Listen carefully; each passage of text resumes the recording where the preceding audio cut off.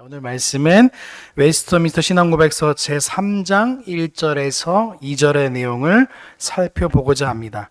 우리가 단락대로 끊어서 읽거든요. 자, 우리 지난주까지는 우리가 하나님과 그 거룩한 삼위일체 하나님에 대해서 배웠어요. 그렇죠? 근데 오늘은 그 삼위일체 하나님은 어떤 분으로 계신다고 저번 주 살펴봤죠?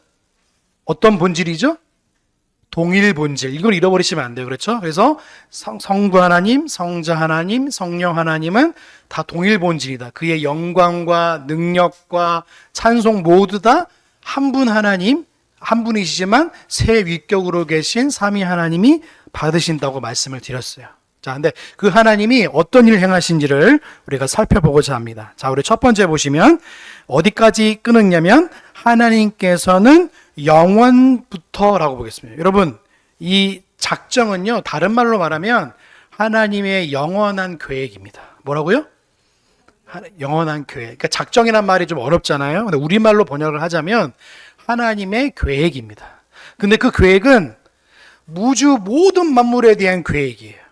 그래서 근데 그 계획이 어디서부터 시작됐다고요? 오늘 웨스트민스터 신앙고백서에 따르면 영원 전부터입니다. 그러니까 하나님이 시간 순서에 따라서 어떻게 나중에 모든 만물이 창조되고 하나님이 그때 계획을 하신 게 아니라 하나님의 계획은 언제 전부터 계획이 되신 거예요? 영원 전부터입니다. 그래서 오늘 보시면 웨스턴 신앙고백서 보시면 하나님께서는 영원부터란 말이 그 말이에요, 여러분. 그러니까 하나님의 계획은요, 영원에서부터 시작되죠. 근데 그 하나님의 영원 계획은요, 누가 계획을 하셨을까요? 우리가 예를 들어서 회사에 가면 회의를 하죠. 그렇죠? 뭐 부장, 상사부터 해가지고 말단 직원까지 회의를 한단 말이에요. 회의를 하죠. 그렇죠? 근데 삼위일체 하나님께서는요, 온전한 하나이시기 때문에 그 성부, 성자, 성령 하나님께서 영원전에 회의를 하셨다. 그 계획을 하셨다. 그걸 말해서 하나님의 의논이라고 말합니다. 뭐라고요? 의논. 그러니까 제가 말을 쉽게 풀어줘서 설명드리는 거예요. 하나님의 의논을 통하여서 하나님의 계획들이 시작되어진 거예요. 그러니까 하나님의 계획은 그래서 영원전부터 시작됐다고 우리가 볼 수 있는 겁니다. 자, 그래서 하나님의 계획이 영원전부터 있으니까 그 계획은 일시적인 건가요? 영원한가요? 영원한 거예요. 그래서 이 하나님의 작정은 영원에서부터 시작된. 그래서 신앙적 선행성이 있거든요. 그러니까 하나님은 하나님의 작정, 하나님의 계획은 피조 세계의 시간적 존재에 먼저 선행하는 거예요. 시간 전에 일어났던 일이에요. 그러니까 하나님은 세계가 존재하기 전에 이미 세계의 모든 것을 계획하셨다, 작정하셨다라고 생각하시면 돼요. 그러니까 세계에 일어나는 모든 사건들과 일어나는 모든 일들은 하나님의 작정을 수정하거나 변경할 수 없습니다. 그리고 하나님의 영원한 작정은 완전하고 포괄적이에요. 그래서 그것은 역사의 전개를 따라서 하나님이 보완하거나 수정해서 잠정적 계획이 아닙니다. 우리 인간은요, 예를 들어서 오늘 내일 계획이 있잖아요. 스케줄이 있고 그러면 그 스케줄이 날씨에 따라 환경에 따라 변할 수 있죠. 그렇죠? 하나님의 계획은 영원전부터 계획한 계획은 종말이기까지 변할 수 있나요? 변할 수 없나요? 변할 수 없어요. 그러니까 영원전부터 변할 수 없는 하나님의 계획 가운데에 작정이란 부분 안에 하나님의 영원한 계획 안에 뭐가 들어가 있냐면 인간을 향한 예정이 들어가 있어요. 그럼 인간을 향한 계획이 인간의 예정입니다. 예정. 그러니까 큰 테두리는 작정이고 인간을 향한 계획이 뭡니까? 예정입니다. 그리고 그 예정은 천사와 우리 인간에게 해당하는 거예요. 여러분, 천사들도 택한 천사가 있고 택하지 않은 천사가 있어요. 그러면 택하지 않은 천사는 어떻게 되는지 아시겠죠? 사단이 되는 거예요. 그러니까 우리가 이걸 보면은 하나님의 원대한 계획을 알 수 있어요. 그러면 영원한 작정, 영원한 계획, 우리 예를 따라 따지면 우리를 택하셨던 그 계획은 변할 수 있는 건가요? 변할 수 없는 건가요? 그걸 따지면 변할 수 없는 거예요. 누구로부터 기인하기 때문에 그런 거예요? 하나님의 영원한 계획의 일환으로 들어와 있는 거기 때문에 그런 거예요. 근데 이것들의 도전이 계속 왔어요. 우리 인간에 대한 예정을요, 어디로 가져오고 싶으냐면 인간의 의지와 공로와 선행으로 가져오고 싶은 시도가 계속 있어 왔어요. 그러니까 하나님의 영원한 계획인데 이걸 일부 인간이 가져오고 싶은 시도가 있었던 거예요. 이걸 나중에 이제 좀 살펴볼 건데 그 나중에 보고 아까 두 번째는 존재로적 완전성이고 세 번째 뭐냐면 불변성과 불변성의 연결입니다. 이게 뭐냐면 하나님의 속성 중에 영원성과 불변성이 있다고 제가 말씀드렸어요. 뭐라고요? 영원성과 불변성. 하나님의 계획은 영원하고 변하지 않는다는 말이거든요. 그래서 이거는 하나님의 계획과도 연결되는 거예요. 그래서 윈스턴 신앙고백서가 뭐라고 말하고 있냐면 하나님의 영원 전부터라고 말하면서 하나님의 계획은 시간 안에서 형성되는 게 아니라 영원 전부터 완전히 형성되어 있다. 완벽하게 형성되어 있다. 그래서 역사는 하나님의 영원한 작정 가운데 계획하신 전개이지 하나님이 역사에 반응해서 계획을 수정하는 과정이 아닌 거예요. 예를 들어서 하나님이 모르는 계획이 있을까요? 없을까요? 그렇게 따지면 모르는 계획이 없는 거예요. 그래서 아셨죠? 자, 그 두 번째만 읽어볼까요? 두 번째 챕터가 뭐냐면 일어난 일들을까지 한번 읽어볼까요? 일어난 일들을 같이 봅시다. 시작. 자기의 뜻에 가장 지혜롭고 거룩한 결정으로 일어날 모든 일들을 라고 했어요. 자, 하나님의 뜻은, 하나님의 계획은 어떻게 말하죠? 가장 지혜롭고 거룩한 결정으로 일어날 모든 일들이라고 말하고 있어요. 자, 첫 번째 하나님의 계획은 지혜롭다고 말하고 있어요. 지혜. 이건 지혜는요, 인간의 지혜와 지혜를 생각하시면 안 돼요. 하나님의 지혜는 완전한 지혜입니다. 그러니까 모든 가능한 결과들을, 관계들을 하나님이 다 아신 상태에서 하신 전지한 하나님의 완전한 지혜인 거예요. 근데 작정론을 잘못 이해하면 어떻게 되냐면 운명론으로 이해하거나, 이 운명이 뭐냐면 하나님의 폭력적으로 자유를 억압한 상태에서 이루어진 일이 운명론입니다. 그래서 대부분 사람들이 예정론을, 우리가 택함받은 사람, 이 예정론을 운명론으로, 하나님의 폭력을 가해서 쟁취하시는 구원을 운명론으로 믿고 있어요. 그 운명론적 예정론이라고 하거든요. 그건 잘못된 겁니다. 하나님의 지혜는 그 지혜로운 본성으로부터 나온 거예요. 자, 두 번째 속성이 뭐냐면 따라해볼까요? 하나님의 거룩성입니다. 첫 번째 지혜고요. 거룩성. 이 거룩은요, 하나님의 작정이 악한 사건을 포함한다 하더라도 하나님 자신은 거룩하다는 사실을 그것을 의미하는 거예요. 여러분, 하나님이 죄악된 사건을 허용하시고 그것을 자신의 목적을 위해서 사용하시는 것은 하나님의 거룩하신가 모순되지 않는다는 걸 의미하는 거예요. 하나님은 거룩한 목적을 위해 악을 허용하시지 악을 행하시거나 악을 승인하는 분이 아니에요. 이걸 분명히 아셔야 됩니다. 잘못하면 하나님을 오해한 상태에서 하나님의 작정을 생각할 수도 있어요. 자, 그리고 두 번째 보시자. 세 번째입니다. 세 번째, 자유롭게 있습니다. 자유롭게. 이거는 올해 원문 번역으로 하자면 His one will입니다. 자신의 의지대로라는 뜻이에요. 하나님은요, 자신의 자유로운 의지대로 그 일들을 행하셨다고 말하고 있어요. 여러분, 피조물의 행위나 특성에 대한 예지가 아니라 자신의 의를 강조하는 작정이 하나님은 외부로부터 어떤 영향을 받을 수 있는 분인가요? 아닌가요? 아니에요. 하나님은요, 하나님의 계획을 함에 있어서 어떠한 외부로의 환경과 영향을 받지 않는 분입니다. 그래서 여러분, 웨스트민스터 신앙고백서 보면요, 제2원이라고, 그 첫 번째 단락의 맨 마지막 줄 보시면 제2원이라고 되어 있잖아요. 이거를 수정하세요. 수정. 어떻게 수정하냐면 가까운 원인으로 수정하세요. 어디 보시면 피조물의 폭력을 가하지도 않으시고 또한 제2원인들의 자유나라고 되어 있죠. 그 부분을 이렇게 수정하세요. 가까운 원인. 이거는 철학적 용어입니다. 철학적 용어 아시죠? 여러분, 나중에 철학을 배울 수 있는 게 있으시면, 배우시면 제1원인과 제2원인이 있어요. 근데 무슨 뜻이냐면 이런 게 있어요. 제1원인과 2원인은요, 서로 영향을 주고받아요. 그러니까 제2원인이, 가까운 원인이 제1원인을 먼 원인이라고 그러거든요. 먼 원인과 가까운 원인이 영향을 받는 게 바로 그런 철학적 용어거든요. 근데 왜 이런 용어를 쓸 수밖에 없냐면 당시 철학적으로 이걸 공격하는 이단들이 굉장히 많았기 때문에 이 용어를 쓸 수밖에 없어요. 근데 칼빈은 이 원인들이 하나님의 영향을 받을 수 있다고 말씀드렸나요? 없다고 말씀드렸나요? 아까 방금 전에 없다고 말씀드렸어요. 근데 철학적 용어를 쓰다 보니까 제2원인은 제1원인에게 영향을 줄 수 있다는 식으로 이해해버렸어, 신학자들이. 오늘날 많은 신학자들이.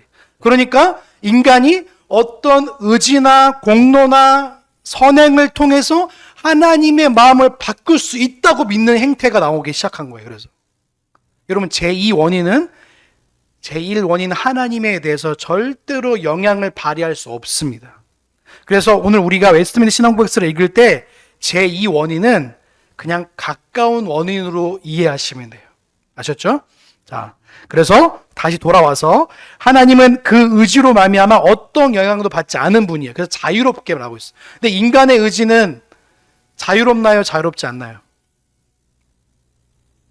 우리 인간의 의지. 여러분, 내가 어디를 가고 싶다, 뭐 해야 된다, 그 의지는 자유롭나요? 아니면 뭐에 속박된 의지인가요? 우리 자유의지를 허락하셨다고 그랬죠. 근데 그 자유의지는요, 따라해볼까요? 부패한 자유의지. 그래서 우리가 이제 나중에 도르트 신조도 보겠지만 전적인 완전한 타락을 의미해요. 저 전적 타락이라고 말하거든요. 그러니까 완전 타락을 가지고 있는 인간의 의지라면 그 의지는 뭡니까? 부패함을 동반한 의지인 거예요. 아셨죠? 근데 그 부패함을 동반한 의지를 가진 인간이 하나님의 의지에게 뭔가 추가하거나 계획을 수정할 수 있는 일이 있을까 없을까요? 없는 거예요. 그러니까 하나님의 영광에, 우리가 앞에서도 배웠죠? 하나님의 영광에 1토리라도 조그만 것이라도 영향을 미칠 수 없는 거예요. 그래서 하나님은 모든 것에서 자유로운 분이세요. 근데 우리는 죄라는 것 때문에 타락했기 때문에 우리가 하는 행동은 내 입장에서 의로운 행동일지 모르겠지만 상대방이 봤을 때는 불의가 될 수도 있는 거예요. 아셨죠? 예, 왜냐하면 우리가 가진 이 상대적인 의는, 부패한 의는 내가 가진 것은 내 스스로는 착하다고 생각할 수 있겠지만 하나님의 입장에서 보면 그렇지 않은 거예요. 또 상대방의 입장에 보면 그것이 착하지 않는 일이 될 수도 있는 거예요. 말이 좀 굉장히 어려울 수 있어요. 자 보시면 자유롭게 말해보면 하나님의 자유는요, 어떤 것도 강제될 수 없고 이 세상을 창조하기로 하나님은 역사를 결정하셨기 때문에 이 세계는요, 온전한 하나님의 의지와 자유함 가운데 있는 거예요. 그러니까 피조물로서 하나님은 독립성을 가지고 있는 거예요. 그러니까 어떤 영향력도 어떤 것도 침범할 수 없는 겁니다. 그러니까 피조물의 행위나 선택에 있어서 하나님의 자유로운 작정은요, 어떤 영향에도 미칠 수 없다는 것을 지금 말하고 있는 거예요. 하나님의 자신의 자유로운 의지에 따라서 그 일들을 하고 있는 거예요. 말씀 한번 따라 볼까요? 하나님의 의지는 만물의 최고의 원인이다. 원인이다. 그래서 우리가 여기 숨겨져 있지만 그 철학적 용어로 제1원인이라고 하는 거예요. 근데 아까 이 말 쓸 수 있다고 했어요? 없다고 그랬어요? 왜 없다고 그랬죠? 서로 영향을 주고 받을 수밖에 없는 거예요. 철학적 용어로서는요, 이 한계를 벗어날 수 없었기 때문에 칼빈이 이거를 제2원인은 가까운 원인으로 말하고 제1원인 하나님과는 전혀 이거를 영향을 주고받을 수 없는 거라고 설명을 한 거예요. 그래서 아셨죠? 그래서 독립성을 가진 거예요. 자, 또 볼까요? 자, 네 번째입니다. 아까 세 번째 자유롭게. 그리고 자, 읽어볼까요? 그리고라고 변할 수 없게 읽어보겠습니다. 시작. 그리고 불변합니다. 불변성입니다. 불변성. 하나님의 작정은 불변하다, 변하지 않는다는 뜻이거든요. 하나님의 불변에는요, 두 가지 내용이 있습니다. 내용의 불변성이 있고요, 실현의 확실성이 있습니다. 자, 내용의 불변성을 읽어드릴게요. 하나님의 작정하신 하나님의 계획의 내용은 변하지 않는다. 예요. 하나님이 자신의 계획을 수정하거나 처리하지 않는다는 말이에요. 자, 말씀 한번 찾아볼까요? 이사야 46장 10절입니다. 네, 같이 한번 읽어보겠습니다. 1025페이지 같이 봅니다. 시작. 내가 종말을 처음부터 구하며 아직 이루지 아니한 일을 예적부터 보이고 이르기를 나의 묘락이 설 것이니 내가 나의 모든 기뻐하는 것을 이루리라 하였노라. 누가 하신 말씀이에요? 하나님이 하신 말씀이에요. 하나님이 자신의 일들을 변함없이 그 일들을 행하신다는 거예요. 여러분, 옆에서 강아지가 아무리 짖는다고 해도 열차는 가나요, 안 가나요? 가는 거예요. 그러니까 이거 제가 극단적으로 표현했지만 하나님의 계획은 멈출 수 없는 겁니다. 그래서 그러니까 하나님이 창세기부터 요한계시록까지 그 모든 일들을요, 지금도 하나님의 작정 가운데에 그 일들을 이루어 나가시는 거예요. 그러니까 세상에서 모든 되어지는 일들, 앞으로 일어날 일들은 하나님의 계획 가운데 있는 건가요? 없는 거예요? 그렇게 따지면 있는 거예요. 그래서 여러분, 지진이 나고 화산이 폭발하고 뭐 모든 일들은요, 하나님의 변하지 않는 계획 가운데 있는 거예요. 이걸 생각하시면 되는 겁니다. 그래서 그 내용의 불변성은요, 변하지 않는 겁니다. 자, 두 번째, 불변성의 두 번째, 실현의 확실성입니다. 하나님은요, 작정하신 하나님의 계획은요, 반드시 어떻게 되냐면 이루어지는 겁니다. 하나님의 작정은 희망이나 소원이 아니라 반드시 실현이 보장된 거예요. 그래서 여러분, 요한계시록 보면요, 하나님이 계속 천사를 통해서 메시지를 내시죠.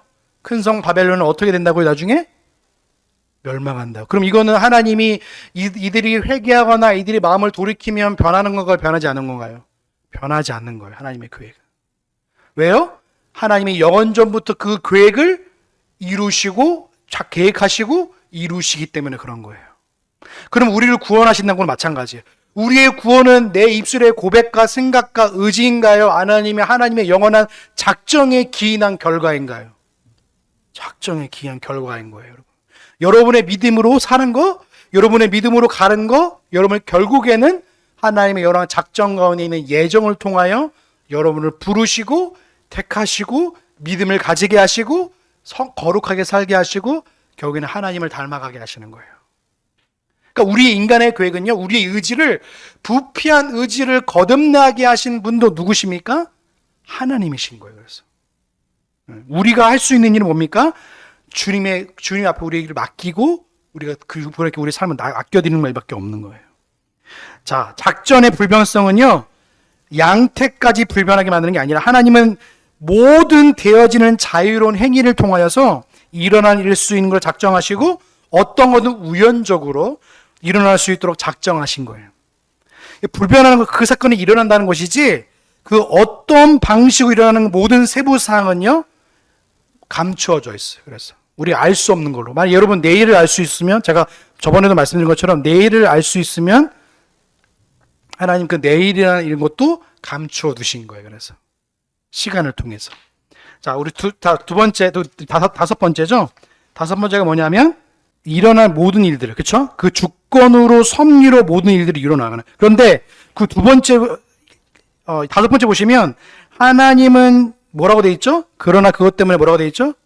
하나님은 죄의 조성자가 아니시며 피조물의 의지에 폭력을 가하지도 않으시고 또한 제2 원인들의 자유나 우연성을 제거하지 않고 오히려 세우셨다. 이렇게 말하고 있어요. 자, 하나님은 죄의 조성자인가요? 조성자가 아니신가요? 죄의 조성자가 뭐냐면 죄를 만드는 분이라는 거예요. 근데 이거를 가지고 신학자들이나 이걸 많이 싸웠어요. 왜냐하면 그러면 왜 하나님이 선악과 만들어서 왜 막 먹게 했느냐 이거예요. 그러면 이렇게 생각할 수 있죠. 이거를 하나님의 영원전부터 계획이면 이런 일들은요, 하나님이 아담에게 자유를 허락하신 건가요? 자유를 허락하지 않으신 건가요? 자유를 허락하신. 그래서 보시면 우리 웨스트민 신앙 구약 보시면 뭐라고 되어 있냐면 피조물의 의지에 폭력을 가하지 않으신단 말이 뭐냐면 하나님이 기계적으로 사람을 너 이렇게 저렇게가 아니라 인간의 의지에게 강압적으로 그 일들을 하게 하신 게 아니라는 말씀이에요. 자유의지를 주신 거예요, 처음에. 그 자유의지는 뭡니까? 하나님을 선택할 자유의지, 하나님을 거부한 자유도 그 안에 포함되어 있는 거예요. 근데 그 일들을 하나님이 아셨다는 거예요. 근데 그래서 결국에 뭐냐, 그 일들이 이루어진 건데 이것 때문에 하나님을 마치 죄의 조성자라고 사는 사람들인 거예요. 하나님 그럼 죄를 만든 분이 아니냐? 이렇게 나오는 거예요. 여러분 꼭 기억하십시오. 이거는 우리 개혁신앙에서 가장 날카로운 질문이 뭐냐면 신정론에 대한 질문이에요. 그러니까 하나님이 작정이 죄에 대한 관계하는 방식을 허용적 작정을 한 개념을 표현하거든요. 이게 굉장히 어렵습니다. 뭐라고요? 허용적 작정. 말이 좀 어렵죠? 이게 뭐냐면 하나님이 죄를 허용하셨다는 개념이에요. 이걸 죄를 만들었던 개념이 아니라 인간의 죄를 사용하셔서 자신의 뜻을 이루어 가시는 것을 통해 이루어 가시는 거예요. 자, 허용했다는 의미가 뭐냐면 첫 번째로 하나님이 죄를 강제하지 않으셨다는 거고, 두 번째는 하나님이 죄를 승히 하거나 원하지 않으셨다는 거고, 세 번째로는 죄는 피조물의 부패한 자유의 의지로부터 나왔다는 거예요. 그러니까 허용하는 것과 허용하지 않는 게 있습니다. 허용하지 않는 게 뭐냐면 하나님은 죄에 대해 수동적이거나 무관심하다는 거예요. 그리고 두 번째고 죄가 하나님의 계획 밖에 있다고 말하는 거예요. 세 번째는 하나님의 죄를 예견하지 못했다는 말입니다. 여러분 하나님은요 죄를 작정하시되 그것이 일어나도록 허용하심으로써 작정하시는 거예요. 하나님은 죄를 죄를 행하심으로 작정하지 않는 게 오히려 그래서 하나님은 죄의 저자가 아니신 거예요. 죄를 만드신 분이 아닌 거예요. 이 개념이 굉장히 어렵습니다. 그래서 칼빈은 이렇게 해석합니다. 여러분 욥의 경우를 보시면 알아요. 동일한 행위에 따라서 하나님과 인간의 서로 의도가 달라요. 여러분 보십시오. 욥의 경우는요 사단이 욥의 재산을 다 가져갔어요. 이거는 하나님이 허용하신 사단의 행위예요. 그렇죠? 욥은 여호와께 어떻게 했죠? 주셨다가 여호와께서 취하셨다 이렇게 고백해요. 이 독일한 사건을 통해서 사단의 의도는 욥을 파멸시키는 것이었고 하나님의 의도는 뭐죠? 욥의 신앙을 시험하고 확증하는 것이었어요. 또 하나 또 요셉의 경우 뭐죠? 자 말씀 찾아볼까요? 창세기 50장 20절입니다. 같이 봅니다. 시작. 당신들을 나를 해하려 하였으나 하나님은 그것을 손으로 바꾸사 오늘과 같이 만민의 생명을 구원하게 하시려 하셨나니. 예. 자, 형들이 요셉을 판 거는 뭡니까? 죄죠. 그렇죠? 근데 이걸 허용하심을 통해서 하나님은 어떤 의도를 가시고 이루어 가시는 거예요? 하나님의 영광과 의지를 통해 그 일들을 이루어 나가시는 거예요. 그러니까 우리는 시간에 갇힌 존재이기 때문에 그 당시 장면과 시간에 종속되어 있기 때문에 그것만 보는 거죠. 그렇죠? 그러니까 시간에 갇혀진 거죠. 그래서. 그러니까 하나님의 계획은 영원이라는 계획을 통해 우리를 보고 세상을 보기 때문에 영원이라는 관점을 통해서 이 작정도 이 죄에 대한 작정도 그렇게 이루어 가시는 거예요. 근데 이런 부분들을 교회에서 잘 안 가르칩니다. 불편하니까. 그리고 하나님을 마치 죄의 조성자로 죄를 만든 분으로 이렇게 오해할까봐 이것조차도 가르치지 않아요. 근데 웨스트민스터 신앙고백에서 왜 이걸 말할까요? 하나님은 죄를 만든 분이 아니라 이걸 통해서도 하나님의 선하심을 드러내는 분이심을 밝히기 위한 거예요. 여러분 성경에 수많은 사건이 나오죠. 그렇죠? 그거를 하나님이 허용하신 것이지 그거를 하나님이 하라고 한 게 아니라 인간의 부패한 의지가 그렇게 하도록 했지만 하나님은 그걸 통해 어떻게 하시는 거예요? 죄를 통해서 하나님의 선하심을 드러내게 하시는 거예요. 여러분 다윗이 보시면 밧세바를 범했죠. 그건 당연히 범죄입니다. 근데 그걸 통해서 하나님 뭘 이루어 가세요? 다윗의 자신을 보게 하시는 거예요. 그 다윗이 얼마나 그 앞 하나님 앞에 회개했는지 나중에 이제 나단이 와가지고 나단 선지를 통해서 자신의 모습을 돌아보게 하셔서 그가 하나님 앞에 다시 어떤 존재인지 돌아보게 하셔서 다시 다윗 왕으로서의 삶을 살게 하시는 거예요. 그래서 나중에 보시면 알겠지만 다윗이 노년에 그 신하들이 몸이 차가우니까 여종 시종 하나를 다윗에게 눕히려고 합니다. 다윗이 뭐라고 고백할게요? 죄를 범할 수 없다고 고백해요. 그러니까 하나님은 모든 인간의 작정 가운데 모든 만물뿐만 아니라 인간의 예정을 통해서 모든 것들 동안 그걸 통해서 하나님의 뜻하시고 온 바를 이루어 나가시는 분이신 거예요. 그러니까 이걸 통해서 우리가 배울 수 있는 게 뭐냐면 동일한 행위에 대해서 만약에 욥의 형들이나 아니면 요셉의 형들이나 아니면 사탄이나 이런 거 보면요, 하나님의 의도와 인간의 의도가 다른 걸 볼 수 있어요. 하나님은요, 선한 의도로 허용하신 것이지 인간은 악한 의도로 행해집니다. 그러니까 악은 인간으로부터 나오고 선은 하나님으로부터 시작되어지는 거예요. 이걸 우리가 인식하면부터요, 모든 계획을 이렇게 볼 수 있는 것입니다. 자, 우리 몇 번째죠? 6번째죠? 자, 피조물에 대해서 보시면 폭력을 가하지 않으신다고 이렇게 말하고 있어요. 자, 하나님이 모든 것을 계획하셨다면 하나님의 피조물의 의지는 이미 결정된 것을 실행하는 것에 불과하지 않는가? 이것에 대한 질문이 있는 거예요. 그러면 하나님이 이렇게 모든 거 계획하셨는데 인간의 의지가 굳이 있을 수 있나? 라고 생각할 수 있는 거예요. 사람의 생각에. 그럼 우리가 자유로운 의지일 수 있나? 라고 하는 거죠. 근데 우리 의지는 부패한 의지이기 때문에 결국엔 어디로 가게 되냐면 죄로 갈 수밖에 없는 의지인 거예요. 그래서 하나님은 그거 의지를 통해서 하나님의 선하신 것을 통해 이루어 나가시는 거예요. 다 우리 실수도, 상대방의 어떤 죄도 결국에는 하나님의 구원을 이루어 가시는, 하나님의 영광을 이루어가는 방편으로서 그 일들을 이루어 나가시는 거예요. 그래서 인간에게 폭력을 하지 않은 건 뭐냐면 하나님은요, 따라해볼까요? 강제로부터 자유. 피조물은요, 하나님의 강압 없이, 우리 예를 들어서 여러분 마음속에 너 이거 해야 돼, 저거 해야 돼, 하나님, 여러분 마음속에 음성으로 즉각적으로 들린 적 있어요, 없어요? 없죠. 하나님은 여러분에게 의지를 통해서 여러분의 선함을 여러분이 알아채지도 못하게 하나님께서 여러분을 이루어 가시는 거예요. 여러분의 의지에 강압적으로 이렇게 저렇게 하지 않으신 분이세요.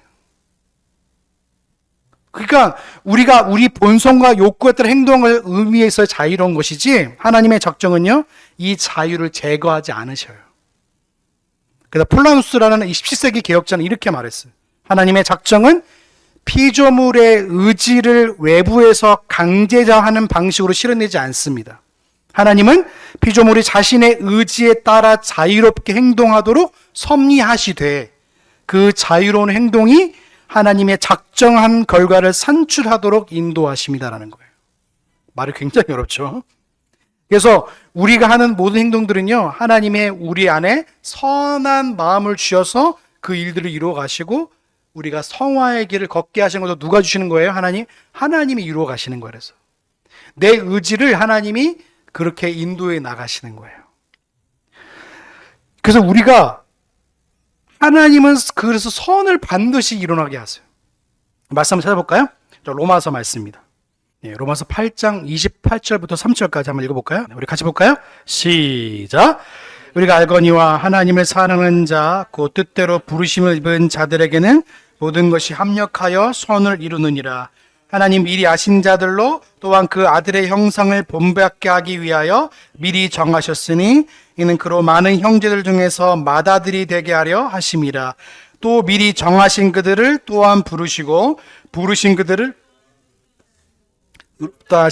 그들을 또한 영화롭게 하나님을 사랑하는 자 곧 그때로 부르시는 자들 어떻게 하신다고요? 합력하여 선을 이루어 가신다고요. 그러니까 하나님의 방식은 악을 이루어가는 방식이 아니라 인간의 이 악한 부패한 의지를 통하여서도 하나님의 선하심을 이루어 가시는 방식으로 일하시는 거예요. 그러니까 여러분 주변에 악한 사람들 이렇게 말도 안 사람들 많잖아요. 근데 이걸 통해서도 하나님은 하나님의 선하심으로 인도하신다는 거예요. 근데 우리 인간 입장에서는 이해가 안 될 수 있는 방식이 굉장히 많아요. 왜냐하면 이거는 우연성이나 아니면 어떤 필연성 이런 뿐만 아니라 이 모든 것들이 다 하나님의 영원한 작정 가운데 있기 때문에 이 작정을 바라보면요, 우리 인생의 모든 계획들이 누구 손에 있고 누구로 말미암아 인도됨을 알 수 있어요? 삼위 하나님을 통해 인도되고 운행되고 있음을 우리가 알 수 있는 거예요. 그래서 우리가 제2원인의 자율성이나 우연성이 제거되지 않고 어떻게 된다고 되어 있어요? 확립된다고 말하고 있죠. 자, 보시면 끝에 보시면 이렇게 되어 있죠. 자, 피조물부터 같이 한번 읽어볼까요? 시작. 피조물에 의지해 폭력을 가하지도 않으시고 또한 제2 원인들의 자유나 우연성을 제거하지 않고 세우셨다 이렇게 말하고 있어요. 그래서 우리 제2 원인이 뭐라고 말씀드렸어요? 우리 인간이에요. 인간, 환경, 상황. 그러니까 우리 인간과 상황과 환경들은요, 가까운 원인은 인간들이지만 인간들이 모든 일들을 해 나가는 것처럼 보여지지만 먼 원인인 하나님으로부터 그것이 허용되어졌고 인간들이 그걸 통해 이루어 나가는 방식인 거예요. 그러니까 이것이 개혁신학의 섭리론입니다. 이게 나중에 보시면 이제 5항이나 이제 나중에 보시면 이제 섭리론도 나오거든요. 근데 살아계신 하나님에 대한 것을 이해하지 못한 채 섭리론을 바라보거나 아니면 여러 창조론이나 이런 걸 바라보면요, 이게 이해가 안 되는 거예요. 하나님은요, 인간의 자율성이나 우연성이나 이런 거를 폭력적으로 너 이렇게 저렇게 돼 이게 아니라 우리의 마음에 소원을 두고 행하시는 분이시기 때문에 그 일들을 이루어 나가시는 거예요. 그러니까 너무 감사한 거죠. 우리 입장에서 보면은. 우리 마음에 그런 마음들을 허락하시는 것이고 그 일들을 이루어 나가시기 때문에 그런 거예요. 그러니까 하나님의 작정은 피조물의 진정한 인간성을 제거하지 않는 거예요. 인과성. 이렇게 인간의 모든 관계들을 제거하지 않는 상태에서 하나님의 일들을 이루어 나가시는 거예요. 그래서 우리 하나님의 작정은 두 가지 방식으로 실현될 수 있는데 첫 번째 방식이 뭐냐면 자유로운 행위를 통해서 그 일들이 이루어 나갔어요.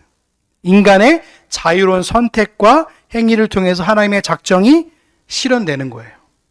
그러니까 인간은 진정으로 자유롭게 선택하고 그 자유로운 선택이 하나님의 작정된 결과를 산출해 나가는 방식이에요. 두 번째로 우연한 사건을 통해서 하나님의 일들을 나가세요. 여러분, 인생은요, 대부분이 내 선택에 따라서 그 일들을 이뤄나갈 수도 있지만 변수라는 것이 항상 오잖아요. 근데 그 변수가 뭐냐면 우연한 사건을 통해서 그 일들이 이뤄나가는 거예요. 그러니까 우리가 예를 들어서 우연한 만남이나 어떤 상황이나 이런 것들이요, 그것이 마치 어떤 계획에 있어서 된 것처럼 그 일들이 이뤄나가는 거예요.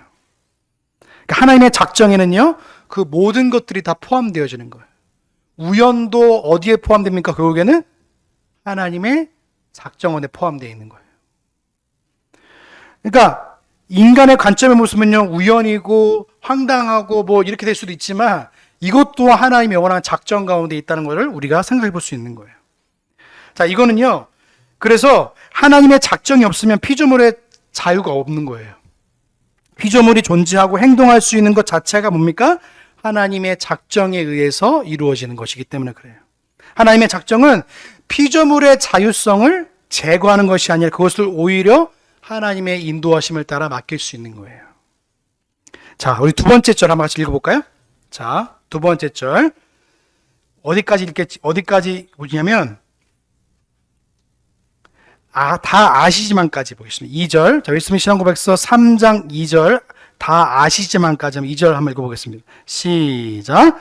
하나님께서 예상되는 모든 상황들 가운데서 장차 일어날 듯한 그리고 일어날 수 있는 일을 무엇이든지 다 아시지만이라고 되어 있어요.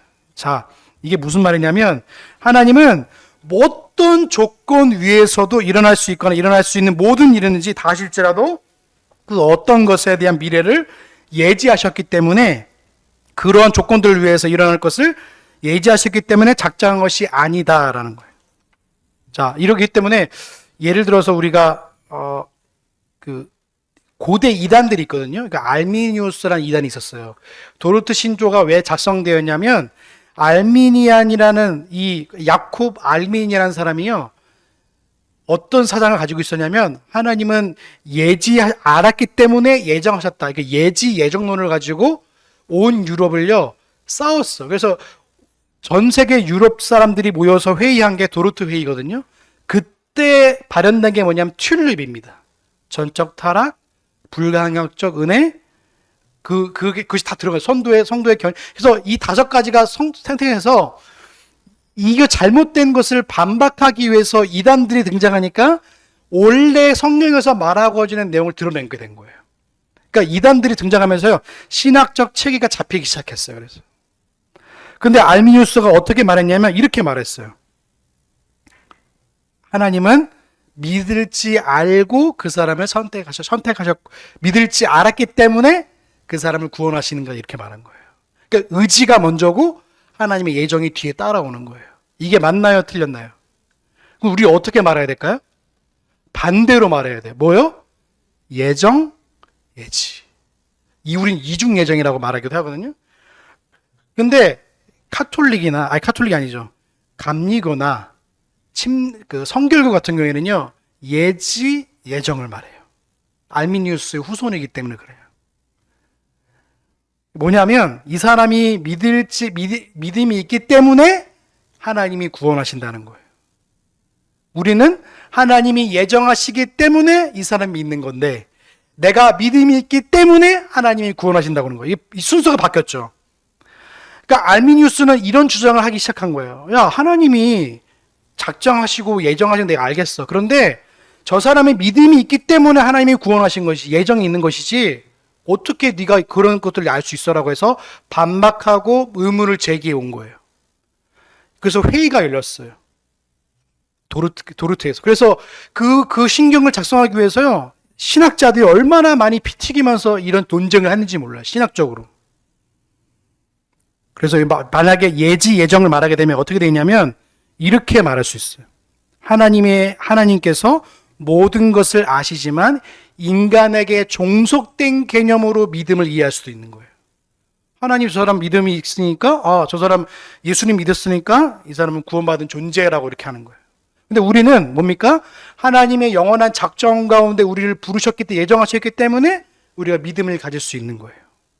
이게 순서가 잘못되면 사람의 의지를 통해서 하나님의 영원한 작정과 예정을 깨트릴 수도 있습니다. 이것 때문에 그래서 알미니우스가 이단으로 정죄받았습니다.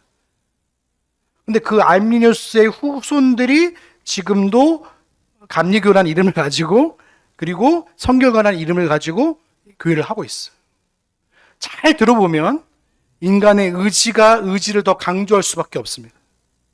왜냐하면 자기의 구원의 문제가 누구로부터 시작된다고 믿는 거예요? 그들은 나로부터 시작된다고 믿는 거예요. 그러면 하나님의 지식의 자유성이 훼손이 됩니다. 하나님이 모든 피조물의 자유로운 선택을 수동적으로 추정한다면 하나님의 지식은 자유롭지 않은 거예요.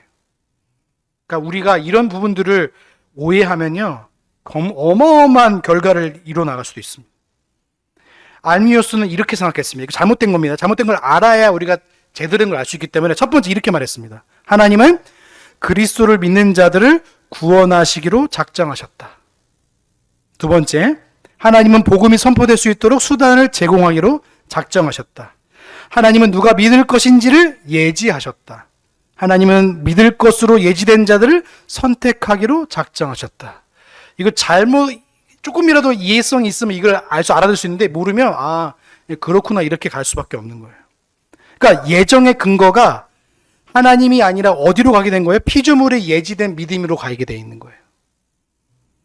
그래서 하나님은 영원전부터 그리스도 안에서 그리스도를 위하여 믿고 끝까지 믿음 안에서 머무른 자들을 구원하시기로 작정하셨다고 교요가 된 거예요.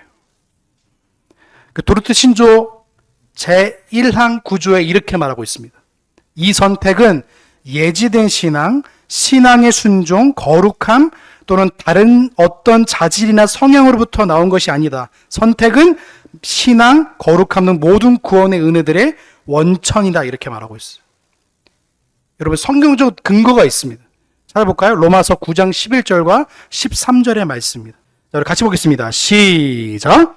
자식들이 아직 나지도 아니하고 무슨 선이나 악을 행하지 아니한 때에 택하심을 따라 되는 하나님의 뜻이 행위로 말미암지 않고 오직 부르신 이로 말미암아 서게 하려 하사 리브에게 이르시되 큰 자가 어린 자를 섬기라 하셨나니 기록본 바 내가 야곱은 사랑하고 에서는 미워했다.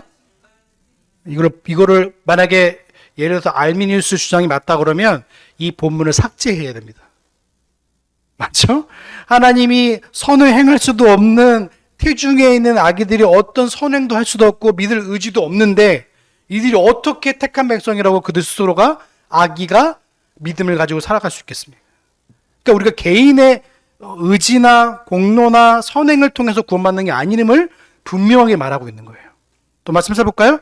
에베소서 1장 4절입니다. 네, 찾았죠? 우리 같이 봅니다. 시작.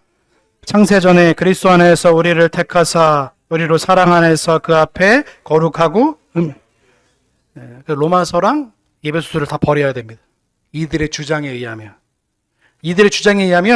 이 말씀은요 그냥 읽지 말아야 돼요. 왜요? 우리의 믿음이 자기로부터 시작되어지고 의지된 믿음으로 시작되기 때문에 믿음을 강조하다 보면 하나님의 영원한 작정을 생각하지 않을 수도 있는 거예요. 그래서 신미후 같은 경우에는 이렇게 생각하는 거예요.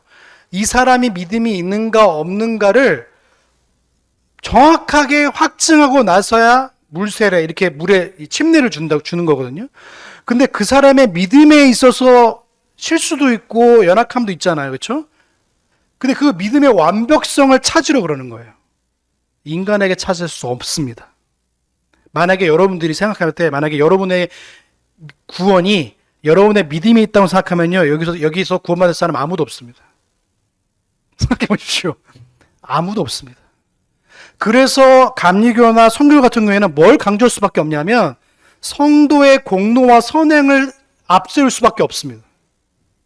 왜요? 구원받으려고 그러면 열심히 할 수밖에 없어요. 그 열심을 어떻게 측정할 건데요, 여러분? 그래서 회중파 청교도 같은 경우에는요, 인간의 의지를 강조하기 시작했습니다. 어느 순간부터. 우리 같은 좋은 동료이지만, 회중파 청교도들은요, 인간의 의지로서 마치 하나님의 택하심에 대한 것을 내가 준비할 수 있다고. 그래서 내가 예정된 사람이지만, 내가 그 회심을 준비할 수 있다고 믿어요.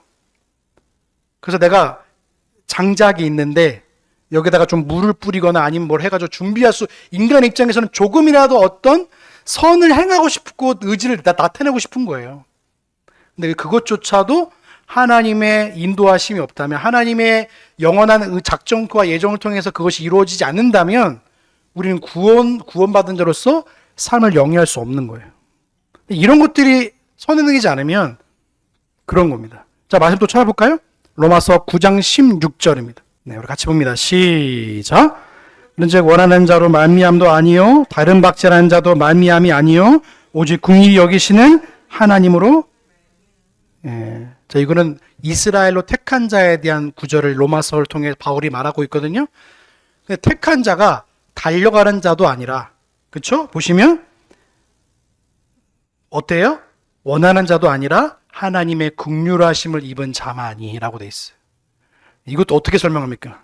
그러니까 아미니스 자들은요, 인간의 예지적 믿음을 가지고 구원받을 수 있다고 하기 때문에 그가 이단으로 정죄받은 거예요. 그러니까 의지로서의 창조된, 그러니까 어떻게 가지냐면 아담은 부패했지만 아담의 후손은 부패를 겪지 않았다고, 조금이라도 선을 행할 수 있는 능력이 있다고 말할 수밖에 없는 거예요. 왜요? 인간의 의지를 강조할 수밖에 없기 때문에. 그래서 우리의 구원은 누구에서부터 시작되고 누구로 끝나는 겁니까? 삼위 하나님부터 시작되었다가 삼위 하나님으로 맞춰지는 거예요. 그래서 우리의 구원의 모든 전 과정은요, 하나님으로 시작되어도 하나님으로 말미암고 하나님으로 맞춰지는 거예요. 그래서 우리의 신앙은요, 그래서 하나님을 날마다 의지하고 하나님을 날마다 바라볼 수밖에 없는 거예요. 여러분, 믿음을 지킬 수 있다는 건요, 쉽지 않습니다. 지금까지 믿음을 지키는 분은 그래도 누구신 거예요? 하나님이신 거예요. 그래서 우리의 믿음을 강조하면 물론 이제 어느 정도 개혁은 이루어갈 수 있어요. 루터는 이신칭이라는 것을 발견했어요. 로마서를 통해서. 믿음으로 의롭게 된다는 것을 발견했는데 그 이상을 가지 못했어요. 믿음으로 의롭게 된다는 걸, 예수님을 통해서 믿음으로 의롭게 된다는 걸 배웠지만 삼위 하나님의 영원한 작정과 예정에 대한 부분을 잘 알지 못해. 나중에 이제 후대손이 알았지만 그 멜렌 후톤이나 독일의 많은 신학자들은요, 루터의 후손들이요, 지금요, 성경을 다 버렸습니다. 더 이상 하나님의 말씀이 아니에요. 그들에게 있어서는. 그러니까 인문학적 가치는 있지만 더 이상 하나님의 말씀으로서의 가치가 없어요. 그러니까 어떻게 됩니까? 인문학으로 됐어요. 그래서 신학은요, 독일에 가면 인문학입니다. 신학이. 여러분, 학문은 인문학이 될 수 있지만 성경, 이 하나님의 말씀은요, 절대 인문학이 될 수 없어요. 근데 하나님의 말씀을 인문학으로 만들어버렸어요. 하나님께 받은 그 의는, 내가 믿음으로 말미암아 받은 그 의는 영원전부터 택하신 하나님의 영원한 작정과 예정을 통해서 이루어진 것이지, 단순히 인간이 믿음을 통해서 구원받는 것에만 집중되지 않는다는 말인 거예요. 근데 여기 함정에 빠진 자들이 루터파 사람들이었거든요. 루터 교회가 아직도 있어요. 전교회, 전 세계에. 그런 사람 여기에 머물러 있어요. 그 이상도 그 이하도 못 갑니다. 그러니까 우리가 이 은혜의 순수성을 따지면요, 하나님이 어떤 분인지를 알게 되면 이 구원의 소중함도 우리가 알 수 있는 겁니다. 자, 우리 두 번째 마지막 한번 읽어볼까요? 그럼에도부터 한번 읽어보겠습니다. 2절. 자, 시작. 그럼에도 그는 일어날 일로 또 그러한 상황들에서 일어날 것을 미리 알았기 때문에 어떤 일을 것이 아닙니다. 네, 여러분, 하나님의 작정은요, 어떻게 해요? 하나님의 작정은 그냥 시작되어지고 이루어진 게 아니라 하나님의 선하시고 자유로워진 의지를 통해서 이루어가는 거예요. 그러니까 인간의 행위나 믿음이나 인내나 공로가 아닙니다. 만약에 하나님이 어떤 이유로 어떤 이들을 선택하시고 어떤 이들을 버리셨다면 우리는 하나님의 의지 이외에 다른 원인을 찾아서는 안 되는 거예요. 그것이 최고의 규범으로서 모든 다른 규범들의 규범이 된다고 칼빈이 말했어요. 그러니까 우리가 예를 들어서 이들은 선택하시고 이들은 육이 버리셨다는 것을 우리가 인지하지 않는다면 모든 사람이 다 구원을 위해서 예수님이 죽으셨다고 말해야 되는 거예요. 여러분, 예수님은요, 모든 사람을 위해 죽으셨나요? 택한 자를 위해 죽으셨나요? 택한 자를 죽으신 겁니다. 모든 자를 위해 죽으셨다면 그 만인 구원으로 가는 거예요. 그러니까 이게 이렇게 신학적 의미로서 이런 것들을 우리가 볼 수 있는 겁니다. 그래서 만약에 선택이 예지된 믿음이었다면 믿음은 선택의 근거가 될 수밖에 없어요. 근데 믿음은 하나님의 은혜의 선물입니다. 볼까요? 에베소서 2장 8절입니다. 같이 봅니다. 시작. 야, 그 은혜를 위하여 믿음으로 말미암아 구원을 얻었나니 이것이 너에게 난 것이 아니요. 네, 여러분, 만약에 여러분이 의지로 구원을 얻을 수 있다 그러면 그거는 이단입니다. 어디서든지 그렇게 말하면 안 돼요. 그러니까 우리 개혁파 신학에서는요, 하나님의 작정, 믿음을 주시고 그리고 우리가 믿음을 갖게 되는 거예요. 근데 알미니우스 이단은 어떻게 해요? 예지된 믿음을 통해서 하나님의 선택이 오고 그다음 믿음이 확증된다고 가르치는 거예요. 순서가 교묘하게 바뀌어져 있습니다. 그러니까 전제의 선택은 은혜의 원인이 누구시고요? 하나님이고, 다른 사람은 은혜의 원인이 하나님인데 은혜의 원인을 자꾸 나에게만 찾으면 알미니우스가 되는 거예요. 그러니까 예지예정론을 믿은 사람들은요, 하나님의 선택을 피조물의 행위를 통해서 자꾸 지우려고 그러는 거예요. 이것은 하나님의 절대적인 주권을 피조물에 종속시켜버리는 겁니다. 그러니까 하나님의 선택이 피조물의 예지된 믿음에 있다 의존하다면 궁극적으로 구원의 주도권은 누구에게 있는 거예요? 하나님이 아니라 피조물에게 있는 것입니다. 그래서 여러분 꼭 기억하셔서 모든 작정의 근거는 누구세요? 하나님 자기 자신이세요.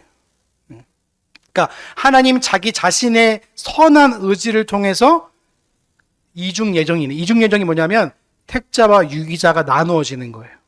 성경에서 택자만 얘기 나오나요? 유기자 얘기도 나오나요?